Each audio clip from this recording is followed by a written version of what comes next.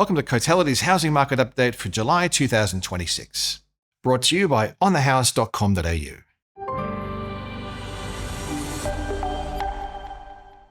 Australia's housing market continued to weaken through June, with Cotality's National Home Value Index falling 0.4% over the month. This was the third consecutive month of declines and the largest monthly drop we've seen since December 2022, pushing the national index 0.7% below its March peak. Sydney was the main drag on the headline result, with values down 1.2% in June. Melbourne wasn't far behind, down 1%, and ACT values fell by 0.6%. The mid-sized capitals are still generally holding up better, but the pace of growth has slowed sharply. Adelaide was flat over the month, Brisbane was up 0.3%, and Perth values rose 0.7%. That's a clear step down from the March quarter, when Brisbane and Perth housing values were rising at a much stronger monthly pace. The June quarter now looks like an important turning point. Capital city housing values were down 1.3% over the quarter, led by Sydney, down 3.2%. Melbourne was 2.6% lower, and the ACT was 1.3% lower. So what's driving these softer conditions? Well, it's not just one factor. Affordability was already stretched before interest rates moved 75 basis points higher. Since then, serviceability and borrowing capacity have been hit, cost of living pressures are high, consumer sentiment has plummeted, and policy changes have been handed down in the federal budget that are set to dampen investor demand. We're also seeing the slowdown show up in the high-frequency indicators. Auction clearance rates across the combined capitals have been below 50% since late May, and by late June they'd moved into the low 40% range. Sales activity has also softened. Capital city home sales over the 3 months to June are estimated to be more than 16% below the same time last year and almost 15% below the 5-year average for this time of the year. At the same time, advertised supply levels across the capitals is almost 11% higher than a year ago. That doesn't reflect a surge in new listings, it's more a sign that demand has weakened and stock is taking longer to absorb. For buyers, that means more choice, less urgency, and a bit more leverage in negotiations. For sellers, the market's become more competitive, and pricing expectations need to be realistic. Regional markets are still outperforming the capitals, though the pace of growth is slowing here as well. The combined regionals index was up 0.3% in June and 1.1% higher over the quarter, with regional WA remaining the strongest broad regional market, where values were up 3.7% over the June quarter. Rental markets remain tight, with annual rental growth still accelerating. Cotality's national rental index rose 0.5% in seasonally adjusted terms in June, broadly in line with May, but taking the annual rental growth to 5.9% nationally over the financial year, adding roughly $40 a week to the median rent. The longer-term increase has been substantial. Across the capital cities, rents are up almost 42% over the past 5 years, or around $217 a week. Why are rents still climbing? Well, it's all about vacancy rates being critically low. The national vacancy rate sat at 1.6% in June, well below the decade average of 2.5% and less than half the average seen in the 5 years before the pandemic. With rents rising faster than home values, gross rental yields are gradually rising. Across the combined capitals, the gross rental yield is now averaging 3.5%, up from the recent cyclical low late last year. Despite the rise, gross rental yields would need to increase significantly before rental income comes close to offsetting the holding costs faced by a leveraged investor. New investor mortgage rates are averaging around 6.4%, and investors are also dealing with higher costs for maintenance, for insurance, and strata fees. Now let's take a look at the housing trends across each of the capital cities. Sydney home values are 1.2% lower over the month of June, taking approximately $16,000 off the median dwelling value. Values have been trending lower since a cyclical peak back in January and have since fallen by 3.7%. Over the financial year, Sydney home values are only 0.3% higher, the second lowest annual rise of any capital city after Melbourne, where values are actually down 0.9% over the year. The downturn is gathering some pace across Sydney, with the monthly decline of 1.2%, the largest since August of 2022. Highlighting the slowdown in demand, estimates of home sales through the June quarter were 26% lower than a year ago and tracking 27% below the previous 5-year average. Melbourne home values were down 1% in June, the 7th straight month of decline since the cyclical high in November last year. Since then, Melbourne housing values are down 2% to be 4% below the market peak recorded back in March of 2022. The decline has been enough to push Melbourne housing values 0.9% lower through the financial year. Amid falling values, we're also seeing less demand. Our estimate of home sales through the June quarter is down about 21% relative to a year ago and 14% below the previous 5-year average. With fewer sales, advertised stock levels have risen, tracking 3.1% above the 5-year average. Growth conditions across Brisbane's housing market have slowed rapidly, but values are still rising. They're up 0.3% in June. 3 months ago, Brisbane's housing values are rising at a monthly pace of 1.5%. The local unit market's recording double the rate of growth of house values, up 2.2% over the June quarter, while house values are up 1.1%.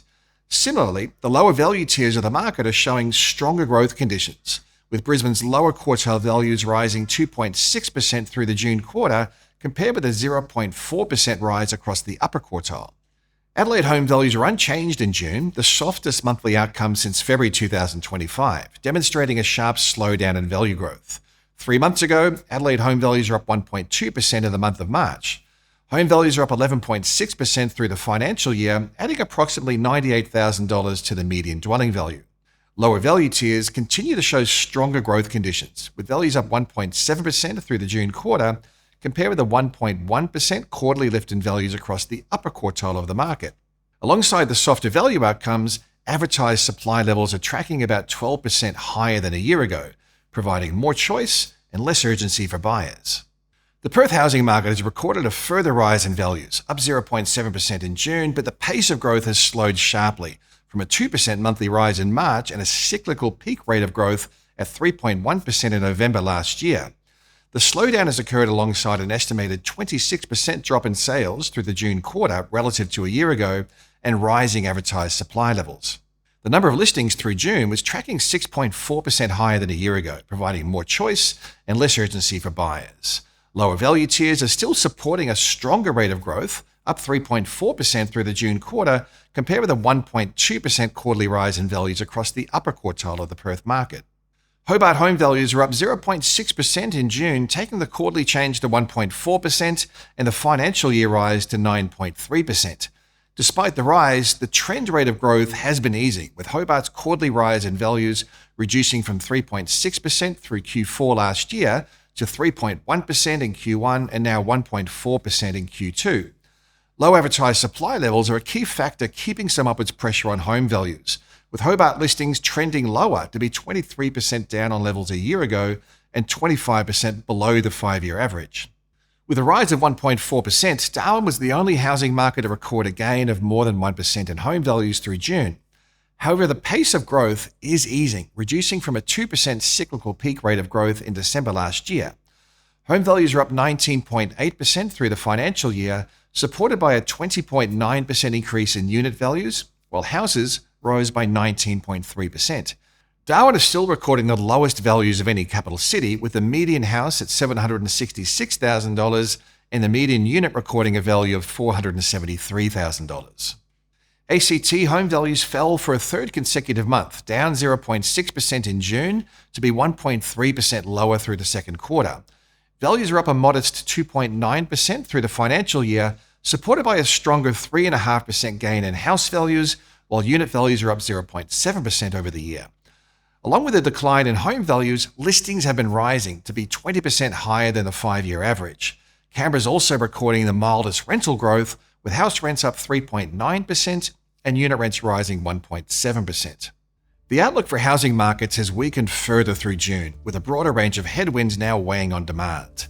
The slowdown has been building for some time, initially through stretched affordability and serviceability constraints, but higher inflation and 3 rate hikes have had a clear dampening effect on demand.